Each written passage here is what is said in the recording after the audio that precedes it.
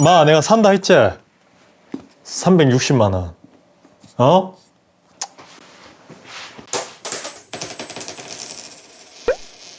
왓썹 브로 기똥찬 똥찬입니다. 오늘은 이 녀석 바로 G 트라이폴드 1이죠. 1세대를 리뷰해 볼 건데요. 제가 24시간 동안이지만 실사용도 해보고 각종 테스트들을 함께 굴려봤습니다. 과연 이 360만원짜리 폰이 단순한 쇼케이스용 장난감인지 아니면 실사용에도 아주 만족스러운 스마트폰일지 저와 함께 간단하게 알아보자고요. 언박싱 영상은 쇼츠로 따로 올려뒀으니까 궁금하신 분들은 그걸로 확인하시면 될 것 같고요.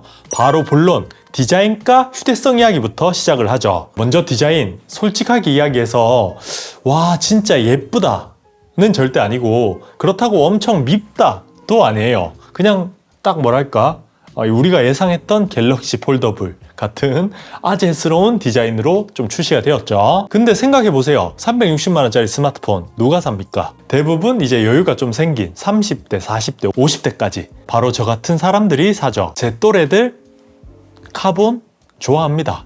환장해요. 사실 어릴 때 슈퍼카에 대한 로망이 있다면 카본 알칸타라 싫어할 수 없는 감성이죠. 왠지 격자 패턴 보면 비쌀 것 같고요. 가벼울 것 같고 튼튼할 것 같잖아요. 그 비싸 보이는 감성은 확실히 느껴집니다. 실제로 비싸기도 하고요. 지하철에서 이렇게 펼치고 있으면 돈 많은 거예요. 없진 않은 겁니다. 그립감은 폴드 5와 6 정도의 그립감입니다. 두께가 딱 그때 수준의 폴드와 똑같거든요. 다만 무게가 조금 더 나가서 조금 더 불편한 건 사실이고요. 그리고 기본 제공되는 케이스는 힌지 전체와 뒷면을 보호하는 형태인데요. 카툭티가 꽤 심한데 그 부분도 잘 보호해서 저는 만족스럽더라고요. 무엇보다 이렇게 펼쳐서 쓸 때는 미끄러움도 잡아주고 힌지 부분이 튀어나오게 되는데 이 부분이 그립처럼 느껴지게 좀 그립감을 높여주는 요소로도 작용을 합니다. 그리고 무게는 뭐 무겁죠. 309g 절대 가벼운 게 아닙니다. 제가 스마트폰을 꽤 많이 써봤잖아요. 보수적으로 잡아도 230g이 넘어가면 손가락이 아픕니다. 근데 이건 그냥 손이 아픈 무게예요. 한 손 사용은 될 수 있으면 안 하는 게 좋을 것 같고요. 근데 또 반전이 있죠. 이걸 펼쳤을 때 요거 펼쳐서 사용할 때는 또 굉장히 가볍게 느껴집니다. 이 부피 대비 가볍잖아요. 10인치 디스플레이를 장착하고 이 정도 무게 써본 적이 없습니다. 이렇게 가벼운 태블릿이 나오면 바로 사야지 할 정도로 사용성도 좋더라고요.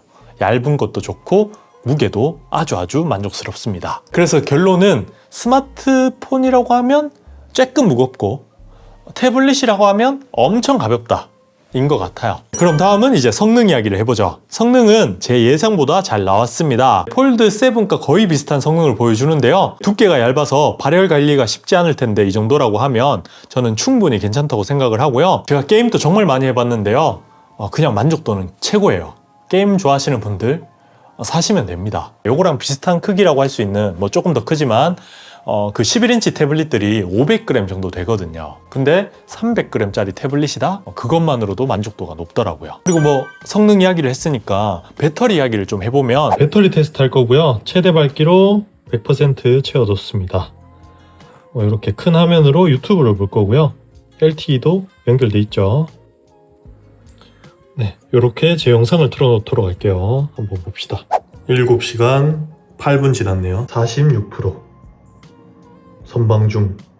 12시간 테스트하니까 3% 남았네요. 배터리는 대충 12시간 정도 쓸 수 있다고 보시면 될 것 같습니다.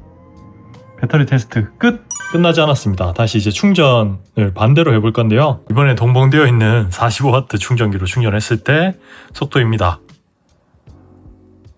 잘 나오는구만.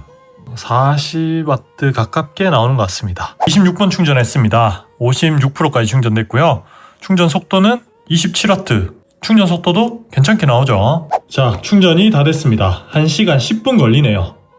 그럼 다음 이제 핵심이라고 할 수 있는 디스플레이 이야기를 해보죠. 사실 트라이폴드는 바형 스마트폰을 3개 접은 거라 3개의 스마트폰을 동시에 사용하는 것 같은 멀티태스킹 능력과 이 3개의 화면을 10인치로 놓았을 때 화면비가 15대 11이라는 점이 핵심이라고 생각을 합니다. 폴드 시리즈 대비 가로 컨텐츠 보기에도 아주 좋고요. 또 요즘은 세로 컨텐츠도 무시할 수 없죠. 뭐 웹툰도 그렇고 다 요즘 쇼츠 보잖아요. 쇼츠를 볼 때도 아주 적절한 화면비를 하고 있어요. 뭐 제가 이걸 좀 비율을 통해서 설명해 드리면 삼성의 태블릿이죠. 갤럭시 탭은 16대 10 비율의 화면비를 사용하고 있습니다. 상대적으로 가로로 굉장히 긴 비율이죠. 그래서 가로 콘텐츠를 소비할 때는 확실히 좋긴 해요. 근데 반대로 세로 콘텐츠를 사용하기에는 너무 길쭉한 화면비죠. 그래서 뭐 작업할 때도 좀 불편할 수 있고 문서 작업할 때도 불편하다는 게 정설입니다. 그리고 아이패드 같은 경우는 4대 3 비율을 사용하고 있어요. 갤럭시 탭에 비하면 훨씬 더 세로 비율이 짧은 편이고요. 그림 그리기나 문서 작업, PDF 작업을 할 때 아주 생산적인 태블릿이라고 말하고 있죠. 근데 또 반대로 가로 콘텐츠 볼 때는 레터박스도 많이 생기고 좀 트렌드에 맞지 않는 그런 감도 있습니다. 그래서 요즘 최근에 보면 뭐 아이패드 에어, 아이패드 프로, 뭐 미니까지 화면비를 가로로 조금 더 늘리고 있는 추세긴 해요. 계산해보면 1.44 대 1, 1.4 대 1 정도로 사용을 많이 하게 되는데요. 이 트라이폴드는 1.36 대 1로 요즘 트렌드에 알맞는 화면비를 갖고 있다고 생각하시면 됩니다. 그래서 이걸 실사용해보면 화면이 굉장히 만족스러워요. 가로 콘텐츠 볼 때도 충분히 만족스럽고 세로 콘텐츠를 볼 때도 좋고 뭐 댓글 보면서 화면 보기 등등 모든 면에서 활용도가 좋아서 웬만하면 큰 화면으로 쓰고 싶은 그런 스마트폰이 될 겁니다. 물론 아쉬운 부분이 있다면 화웨이처럼 한 번만 접어서 활용을 못하니까 무조건 큰 화면만 활용해야 된다는 점에서 부담스럽긴 해요. 근데 또 이것도 제가 쇼츠에서 말씀드렸죠. 안정성 그리고 이 지금 길게 설명하면 너무 길어지는데 뭐 UTG, 레이어 여러 가지 다 고려하면 지금은 이 인폴딩 방식이 적절한 방법이라고 생각을 해서 좀 적합하게 나오지 않았나 생각을 합니다. 물론 뭐 존버가 가능하신 분들은 2, 3년 뒤에 인폴딩, 아웃폴딩 다 되는 스마트폰이 나온다면 그때 구매하면 가장 최선이긴 하겠죠. 근데 지금 2025년 2026년 기준으로 봤을 때는 이 인폴딩 구조의 두 번 접는 스마트폰이 가장 안정적이라서 저는 만족하면서 1, 2년을 보낼 것 같아요. 그리고 조금 더 첨언을 하자면 화면 사이즈가 워낙 크잖아요. 거의 태블릿 사이즈이기 때문에 이걸 제대로 활용하려면 스탠드랑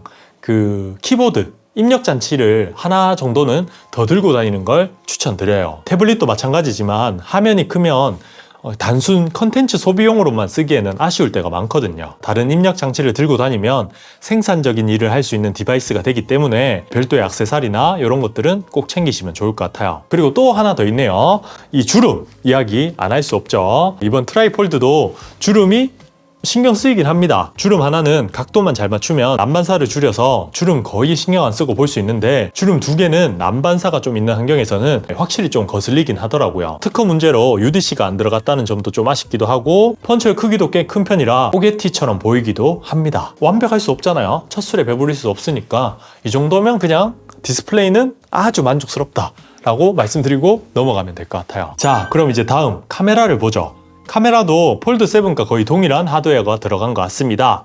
해외 리뷰를 보면 폴드 7보다 디테일이 나아졌다고 하는데 뭐 제가 봐도 조금은 나아졌지만 이게 뭐 유의미한 정도까지는 아니라서 사실상 폴드 7과 비슷하다라고 보는 게 좋을 것 같아요. 메인 카메라는 탑급, 뭐 광각, 망원 이런 것들은 뭐 울트라보다는 조금 아래 이렇게 보시면 딱 되는 것 같아요. 그리고 스피커는 사실 폴드 시리즈를 리뷰할 때도 늘 말하지만 외부 디스플레이를 활용할 때는 좌우로 놓이긴 하지만 내부 디스플레이를 사용할 땐 위아래로 위치하기 때문에 좌우 스테레오에 익숙했던 우리에게는 조금은 어색한 소리를 들려줍니다. 저도 폴더블을 리뷰할 때마다 이게 좀 불만이긴 했거든요. 근데 하루 사용하잖아요. 그러면 익숙해집니다. 사람이 참 간사한 게 그냥 아래 위에서 들려도 뭐 나쁘진 않아요. 물론 뭐 좌우에 들리면 가장 적절한 스테레오, 귀가 양쪽에 있잖아요.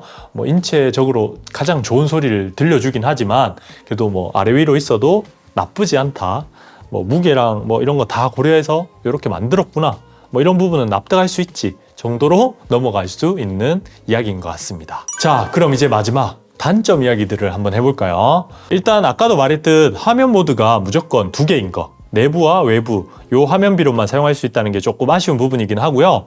그리고 두 번째는 힌지가 스탑 힌지가 아니죠. 그래서 접어놓고 사용하고 싶을 때나 뭐 세워놓고 싶을 때 뭐 이렇게 사용할 수 없다는 게 기존 플립이나 폴드 시리즈와는 다른 점이라서 확실히 좀 어색하게 느껴지더라고요. 이왕 뭐 케이스 넣어주는 김에 스탠딩 되는 걸로 넣어줬으면 더 좋지 않았을까 그런 생각은 좀 들더라고요. 그리고 이제 마지막 세 번째 단점은 가격이죠. 저의 개인적인 욕심이 좀 녹아든 단점이기도 한데요. 생각해보면 성능이 이것보다 더 안 좋고 품질도 이것보다 안 좋다고 생각되는 화웨이 메이트 XT도 이것보다 훨씬 비싸게 출시가 되었죠. 루머들 생각해보면 삼성도 400만 원은 그냥 넘을 거라고 생각을 했었는데 360만 원이면 진짜 혜자라고 말해도 될 만큼 합리적인 가격에 출시된 건 맞습니다. 완성도도 그렇고요. 근데 그래도 그냥 절대적인 가격은 비싸긴 하잖아요. 이거 싸다고 할 수 있는 사람 있겠죠? 있을 겁니다. 하지만 저는 아니에요. 진짜 스마트폰으로 생산적인 일을 하지 않는 분들에게는 좀 부담스러운 금액이긴 합니다. 이렇게 단점으로 지적해야 싸지겠지. 비싸요. 비쌉니다. 자, 그럼 이제 하루 사용했지만 결론을 한번 내볼까요?